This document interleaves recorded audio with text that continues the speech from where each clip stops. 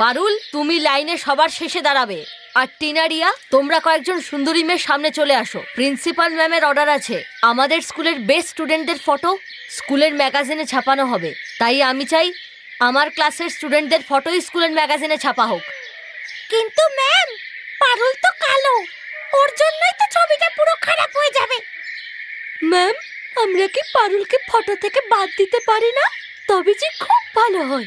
না বাচ্চারা, যদি এটা সম্ভব হতো তাহলে আমি আগে কাজটা করতাম, কারণ আমি নিজেই চাই না এই কালো স্টুডেন্ট আমার ক্লাসে থাকুক। ম্যাম, আমি জল খেতে যাব?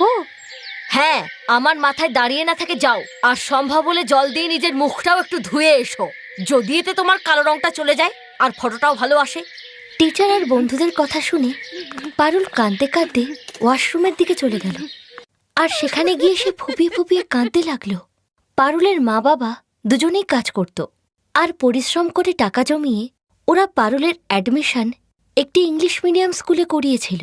সেই জন্যই পারুল তার মা বাবাকে কখনোই তার দুঃখের কথা বলতো না। পারুল দৌড়তে খুব পছন্দ করত, তাই সে প্রতিদিন স্কুলে যাওয়ার আগে 1 ঘন্টা দৌড়ানো অভ্যাস করত। কিন্তু যখনই সে স্কুলের টিচারকে দৌড় প্রতিযোগিতায় অংশ নেওয়ার কথা বলতো, তখনই টিচার ওকে বারণ করে দিত, আর ওর সব বন্ধুরা ওকে দেখে হাসত। তুই দৌড়াবি? নিজের চেহারা দেখেছিস কখনো আয়নায়? ম্যাম তোকে কখনোই প্রতিযোগিতায় নেবে না। সবসময় টিনাই প্রতিযোগিতায় প্রথম হয়েছে, আর এবারও তাই হবে। এরই মধ্যে ক্লাস টিচার এসে গেল। বাচ্চারা, আমাদের স্কুলকে একটি বড় লেভেলের দৌড় প্রতিযোগিতার জন্য সিলেক্ট করা হয়েছে।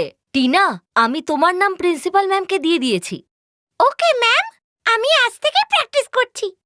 ম্যাম, আমিও দৌড় প্রতিযোগিতায় অংশ নিতে চাই।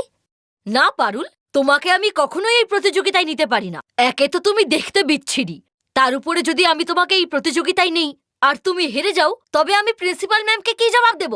পারুল কাঁদতে কাঁদতে স্কুল থেকে বাড়ি ফিরে এলো, আর ওর মা সামনে আসতেই ও নিজের চোখের জল মুছে খাবার খেতে চলে গেল। কিন্তু ওর মন উদাস ছিল, তাই সে পরের দিন স্কুল থেকে ছুটি নিয়ে নিল। ও জানত যে ও স্কুলে গেলেই ওর বন্ধুদের প্রতিযোগিতায় অংশ নিতে দেখে ওর খুব কষ্ট হবে। পারুল মা, তুমি স্কুলে যাওনি আজ?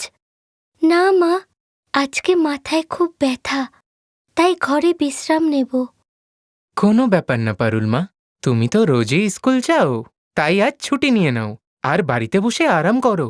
এক কাজ করো, তুমি আজ কাজে চলে যাও, আমি আজ পারুলের সঙ্গে বাড়িতেই থাকব। ও কিছু খেতে চাইলে তো বানাতে হবে না। ঠিক আছে, তাহলে আমি একাই কাজে চলে যাচ্ছি। তাই পারুলের মাও আজ ওর সাথেই বাড়িতে থেকে গেল। পারুল ঘুমিয়েছিল আর ওর মা ঘরের কাজ করছিল। ঠিক তখনই দরজায় কেউ এলো। আগে আমার নাম রামলাল, আমি পারুলের স্কুলের পিয়ন। আমাকে স্কুলের প্রিন্সিপাল ম্যাম পাঠিয়েছে। উনি পারুলকে তাড়াতাড়ি স্কুলে ডেকেছেন। মনে হচ্ছে কোনো দৌড় প্রতিযোগিতায় যেতে হবে, সেরকমই তো শুনলাম। পারুলকে? কিন্তু ওর যে আজ শরীরটা। রামলাল কাকু, তুমি ম্যামকে বলে দাও আমি এক্ষুনি তৈরি হয়ে স্কুলে পৌঁছচ্ছি।